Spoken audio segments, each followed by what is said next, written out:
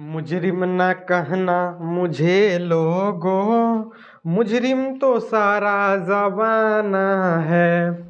पकड़ा गया वो चोर है, जो बच गया वो से आना है। तो हेलो हाय एवरीवन, कैसे हैं आप सभी? आई होप कि आप बढ़िया होंगे, मस्त होंगे, स्वस्थ होंगे और अपनी पढ़ाई में जहां भी होंगे वहां व्यस्त होंगे। देखिए आज तक का सबसे धमाकेदार क्लास में आप सभी का स्वागत है।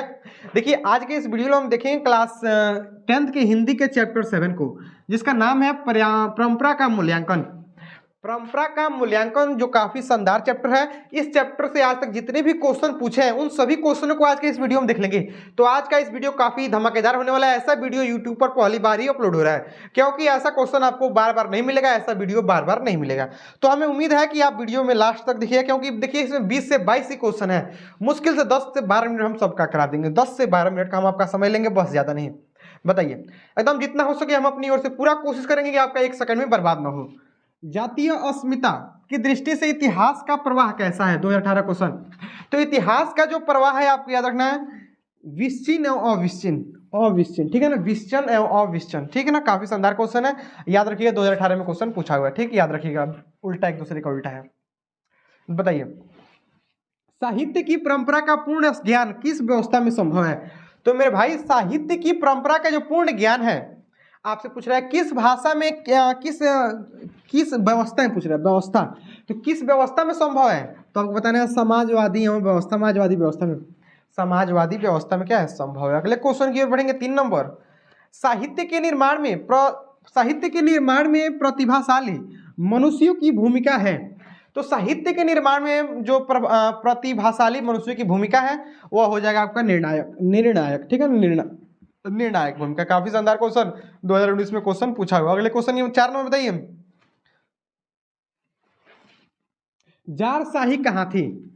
तो मेरे भाई, जो जार शाही थी वह रूस में थी। जार शाही रूस, जार जार जार एकदम रूस। देखिए रूस जब मूड में हो जाता है तो सर में जब रूसी हो जाती है तो उसको झाड़ते हैं ना, तो रूस जार, जारी जारी जारी रूस रूस रूस जारी रूस रूस, ठीक है, याद रखिएगा। जार शाही रूस, जार शाही रूस, ये रख लीजिएगा। परंपरा का ज्ञान किसके लिए आवश्यक है? तो मेरे भाई, जो परंपरा का ज्ञान है, परंपरा का ज्ञान वह किसके लिए आवश्यक है? तो जो लकीर के फकीर न होकर क्रांतिकारी साहित्य की रचना करें उनके लिए क्या है, आवश्यक है।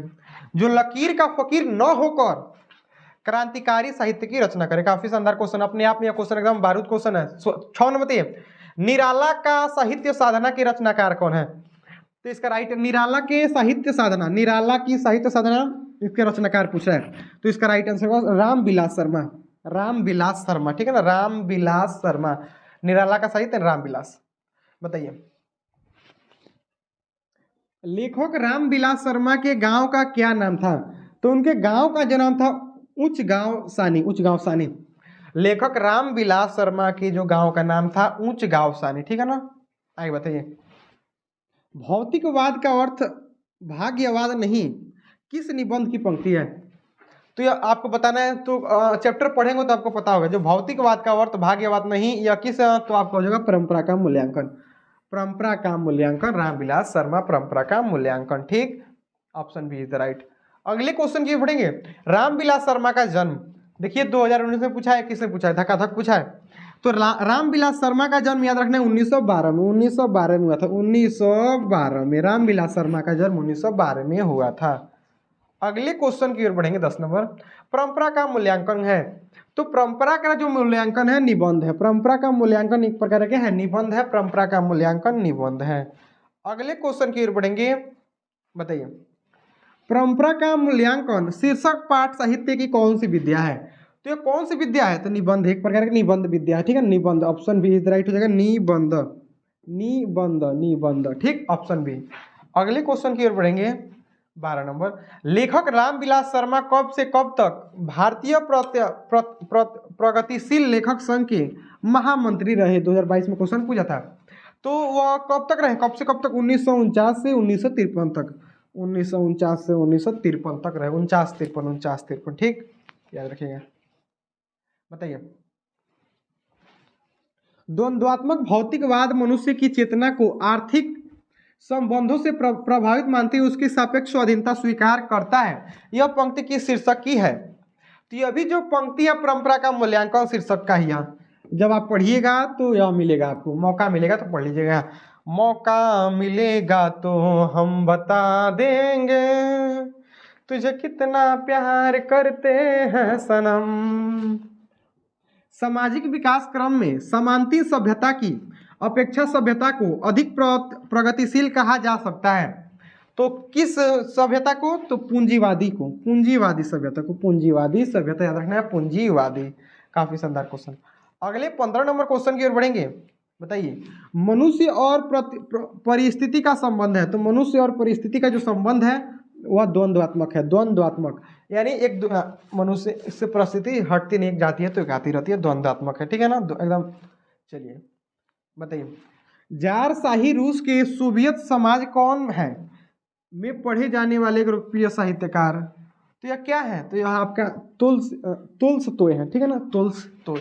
यह क्वेश्चन थोड़ा इधर उधर हो गया, कोई बात नहीं, तो इसका राइट आंसर तुल्सतोय, ठीक, याद रखना है तुल्सतोय। चलिए अगले क्वेश्चन की ओर बढ़ेंगे। क्वेश्चन कब का था? 2022 का क्वेश्चन, एकदम धमाकेदार क्वेश्चन है, ठीक। अगले क्वेश्चन को बताइए, बड़े भाई किस लेखक की रचना है?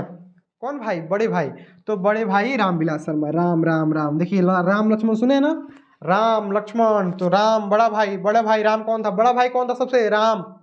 तो बड़ा भाई राम, राम लक्ष्मण भरत शत्रुघ्न में बड़ा भाई कौन था? राम, बड़ा भाई राम, याद रखिएगा, रामविलास शर्मा, रामविलास बड़ा भाई, याद रखना। हर हाल में इसको याद ही रखना पड़ेगा आपको।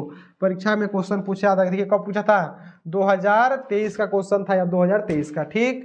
आगे बताइए, निम्न में कौन हिंदी आलोचना की महत्वपूर्ण हस्ताक्षर थे? तो इसका राइट आंसर हो जाएगा रामविलास शर्मा, रामविलास शर्मा, रामविलास। देखिए सब में रामविलास शर्मा नहीं मार देना है, देखिए 3 क्वेश्चन में रामविलास शर्मा मार रहे हैं, क्योंकि इसी चैप्टर का क्वेश्चन है। परीक्षा में आप जब बुक पढ़ेंगे तभी समझ में आएगा किस चैप्टर का है। हम तो यहाँ चैप्टर का है इसलिए रामविलास शर्मा लगातार मार रहे हैं। तो एग्जाम में जाके ये मत करिएगा सर सब में रामविलास शर्मा मारते थे, तो हम इस चैप्टर से लाए हैं इसलिए यह हो रहा है, ठीक है ना। तो अगर मिक्स क्वेश्चन लाए थे सब चैप्टर का तो यह नहीं होता है। तो यह निम्न में कौन हिंदी आलोचना के महत्वपूर्ण हस्ताक्षर? हिंदी रामविलास शर्मा। चलिए अगले क्वेश्चन की ओर। एथेंस किस महादेश में? एथेंस, तो एथेंस है वो यूरोप महादेश में, यूरोप, एथेंस यूरोप में है, एथेंस यूरोप। अगले क्वेश्चन की ओर बढ़ेंगे। कौन मनुष्य के संपूर्ण जीवन से संबंध है? कौन मनुष्य के संपूर्ण जीवन संबंध है? तो साहित्य हो जाएगा, साहित्य। ऑप्शन बी इज राइट, साहित्य, ठीक। अगले क्वेश्चन की ओर बढ़ेंगे। क्वेश्चन नंबर बताइए, लैटिन कवि वर्लिज पर किसने एक बड़ी अच्छी कविता लिखी थी? तो इसका राइट आंसर होगा अंग्रेज कवि टेनिसन ने, अंग्रेज कवि टेनिसन ने लिखी थी, ठीक। काफी शानदार यह क्वेश्चन है। 22 नंबर बताइए, 22 नंबर क्वेश्चन आपका है, लेखक रामविलास शर्मा को उनकी किस रचना पर साहित्य अकादमी पुरस्कार, काफी शानदार क्वेश्चन, किस रचना पर साहित्य अकादमी पुरस्कार प्राप्त हुआ? तो आपको बताना है निराला की साहित्य साधना, निराला की साहित्य साधना पर उनको यह पुरस्कार प्राप्त हुआ था। ऑप्शन ए इज राइट, निराला की साहित्य साधना। जितने भी क्वेश्चन हैं मेरे भाई सब अपने आप में बारूद क्वेश्चन है, हर हाल में कंप्लीट कर लीजिएगा। बताइए, यथेष्ट शब्द का अर्थ क्या है? तो यथेष्ट शब्द का जो अर्थ होता है पर्याप्त होता है, पर्याप्त। ऑप्शन बी इज राइट, पर्याप्त होगा, ठीक। चलिए अगले इतने 23 क्वेश्चन, चलिए 23 ही क्वेश्चन थे इसमें, ओनली 23 क्वेश्चन ही इस चैप्टर से आपके पूछे थे। हिंदी के क्लास 10 के हिंदी से चैप्टर 7 जिसका नाम है परंपरा का मूल्यांकन, इस चैप्टर से आज तक आपके एग्जाम में ओनली 23 क्वेश्चन ही पूछे थे, 23 क्वेश्चन। तो आप सभी से रिक्वेस्ट है हमारा कि इस 23 क्वेश्चनों को जरूर तैयारी करके एग्जाम में जाएगा, नहीं तो दिक्कत हो सकता है। तो आपको ये वीडियो कैसा लगा कमेंट में बताइएगा। आज के लिए इतना ही, फिर मिलेंगे किसी नेक्स्ट वीडियो में, तब तक के लिए बाय।